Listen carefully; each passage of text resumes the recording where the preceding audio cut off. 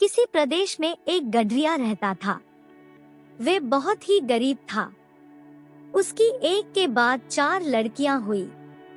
गडरिया और उसकी पत्नी चाहते थे कि उनके घर पुत्र का जन्म हो, इसलिए भी अपनी लड़कियों को अच्छा नहीं मानते थे। एक दिन गडरिया की पत्नी ने उससे कहा, घर में थोड़ा आटा पड़ा है, घी भी है, हलवा खाने का मन कर रहा है, क्यों ना आज हलवा बना दो।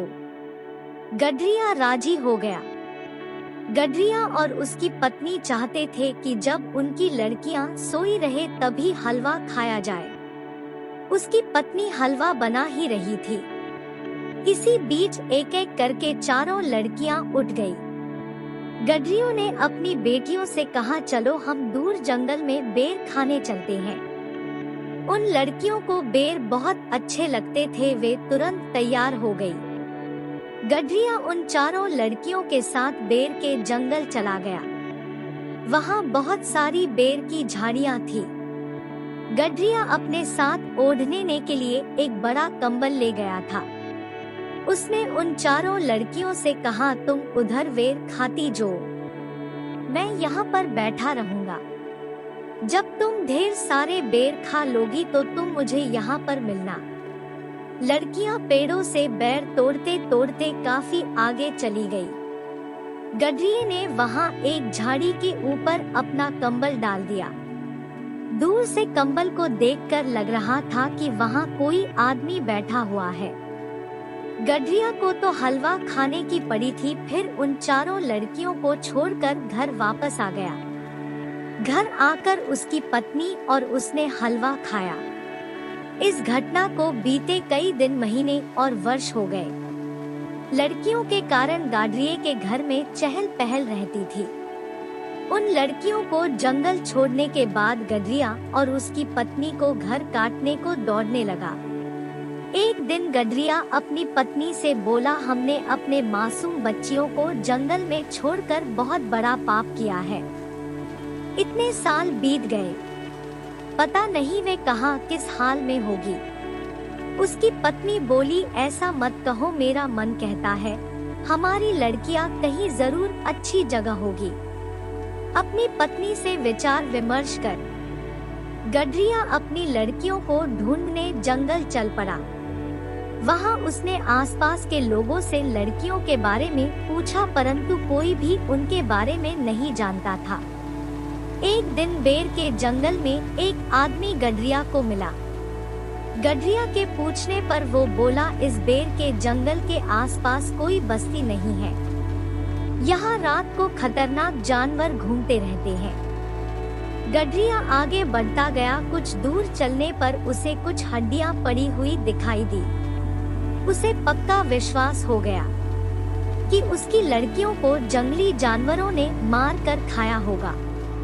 वे रोने लगा। थोड़ी देर बाद उसे उस रास्ते में घोड़े में सवार एक सुंदर युवती दिखाई दी।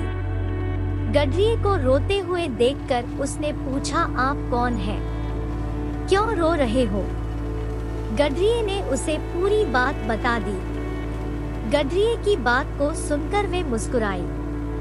वे बोली, मैं आपको एक कहानी सुनाती हूँ। युवती ने कहानी को सुनना शुरू किया। एक बार 4 लड़कियों को उसके पिता जंगल ले गए। उन्होंने एक झाड़ी के ऊपर कंबल रखा। लड़कियां दूर से ही उस कंबल को ही अपना पिता समझते रही। उन लड़कियों ने खूब बेर खाए और कुछ अपने माता पिता के लिए भी रखे थे। जब उन्हें घर चलने का ध्यान आया तो उन्होंने देखा उनके पिता उन्हें छोड़कर जा चुके थे। उन्हें घर का रास्ता मालूम नहीं था। रात बहुत ज्यादा हो गई थी। फिर जोर जोर से रोने लगी। तभी उन्हें घोड़े पर एक सवार दिखाई दिया। उन्होंने घुड़सवार को अपनी परेशानी बता दी। वे घुड़सवार बोला, मैं इस क्षेत्र का राजा हूँ। राजा ने उन 4 बहनों को घोड़े पर बिठा लिया। वे उनको अपने साथ राजमहल ले गया।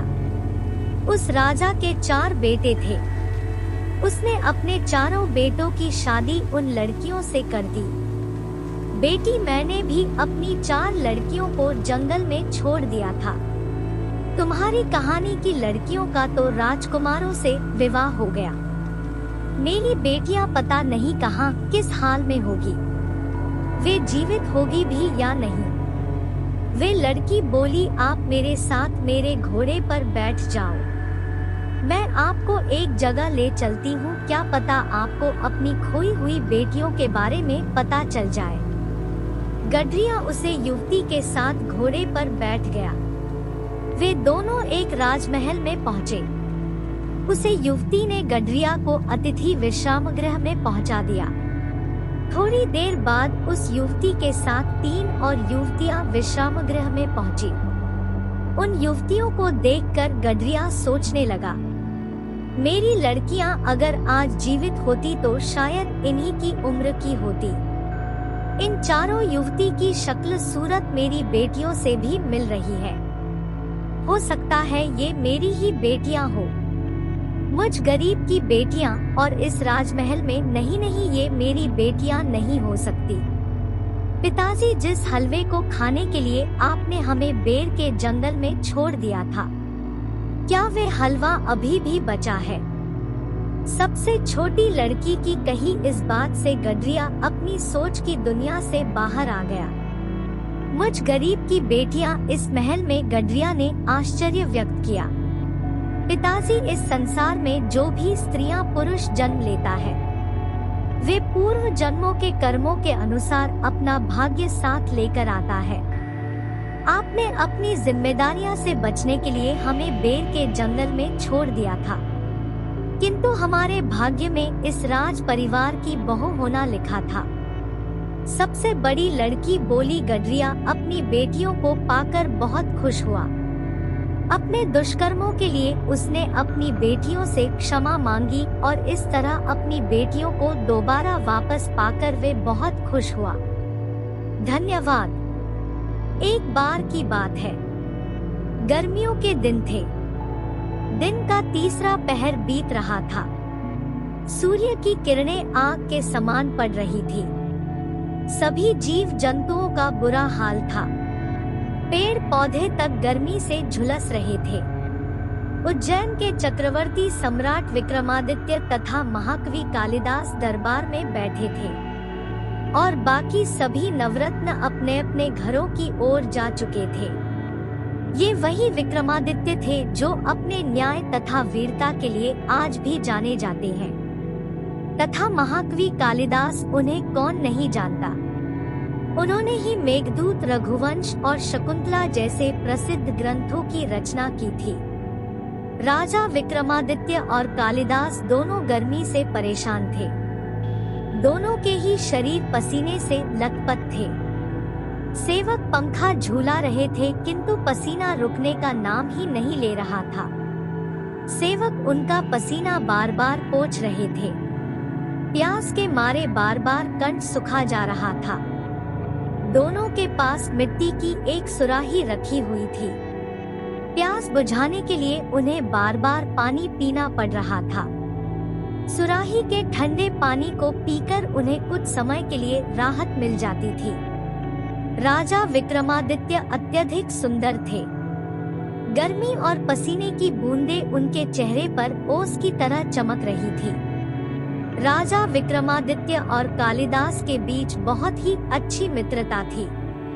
उनमें हमेशा नोकझोंक चलती रहती थी। एक दूसरे को मूर्ख बनाने का अवसर दोनों ही खोजते रहते थे।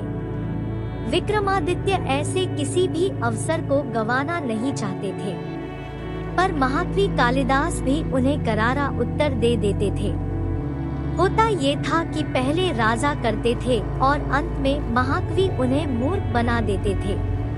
अचानक विक्रमादित्य का ध्यान महाकवि के मुख पर गया। उन्हें मूर्ख बनाने के लिए राजा मचल उठे। वह बोले, महाकवि, इसमें कोई संदेह नहीं कि आप विश्व के सबसे विद्वान, चतुर तथा गुणी व्यक्ति हैं। किंतु साथ ही साथ यदि ईश्वर ने आपको सुंदर रूप भी दिया होता तो कितना अच्छा होता। कालिदास ने कहा, महाराज, इसका उत्तर मैं आपको आज नहीं कल दूंगा। संध्या होते ही कालिदास दरबार से सीधे सोनार के घर गए। उन्होंने सोनार को रातों रात सोने की अति सुंदर सुराही तैयार करने का आदेश दिया और घर लौट आए। दूसरे दिन दरबार लगने से पहले ही कालिदास वहां जा पहुंचे। उन्होंने राजा की मिट्टी की सुराही हटाकर उसके स्थान पर सोने के सुंदर सुराही पहले की तरह रख दी। ठीक समय पर दरबार ने आवाज लगाई, जम्बूद्वीप अधिपति महाराज अधिराज विक्रमादित्य पधार रहे हैं। राजा अपने अंगरक्षकों के साथ दरबार में पधारे। सभी सभासदों, नवरत्नों तथा गणमान्यों व्यक्तियों ने उठकर उनका स्वागत किया। राजा के सिंहासन पर बैठते ही सभी ने अपने अपने आसन ग्रहण किए। आज भी गर्मी का कहर बरस रहा था। पंखे जोर जोर से झूले जा रहे थे, किंतु हवा भी गर्म थी। कार्यवाही प्रारंभ होने से पहले ही महाराज को प्यास लगी। उन्होंने पानी के लिए इशारा किया। एक सेवक ने उनकी सुराही से पानी निकालकर गिलास भरा। पानी होठों से लगते ही महाराज सेवक पर क्रोधित हो गए। फिर क्रोध पूर्वक बोले, क्या सुराही में उबला हुआ पानी भरा है? सेवक थर-थर कांपने लगा। कालिदास ने तुरंत सुराही से कपड़ा हटाया। सोने की सुराही के चमक देखकर सभी दंग रह गए। यह क्या सोने की सुराही! वहां मौजूद सभी लोग सुराही की सुंदरता का गुणगान करने लगे। कोई असली सोने की तारीफ करता तो कोई उनकी बनावट और गड़ाई का। राजा विक्रमादित्य का क्रोध थमा नहीं। वो बोले, पानी भी कहीं सोने की सराही में रखा जाता है। कहाँ गई मिट्टी की सुराही? सोने की सुराही यहाँ किस मूर्ख ने रखी थी? पास खड़ी हुई कालिदास ने कहा, क्षमा करे महाराज, वो मूर्ख मैं ही हूँ। मैंने ही सोने की सुराही यहाँ रखी थी। महाराज आश्चर्य से बोले, महाकवि आप कैसे ये काम कर सकते हैं? हाँ महाराज, ये मैंने ही रखी थी। पहले वाली सुराही बेहद बदसूरत और गंदी लग रही थी। मैंने सोचा कि सुंदरता के पुजारी के पास बदसूरत सुराही किस मूर्ख ने रखवाई है, इसलिए उन्हें उसे हटाकर सोने के स्थान पर असली सुंदर सोने की सुराही रख दी। क्या आपको पसंद नहीं आई महाराज? इतना कहकर वे चुप हो गया। महाकवि कालिदास का व्यंग्य महाराज समझ गए। उन्होंने तुरंत महाकवि से माफी मांगी। किसी भी व्यक्ति के गुणों का महत्व होता है, न कि उसके रंग या रूप का। धन्यवाद।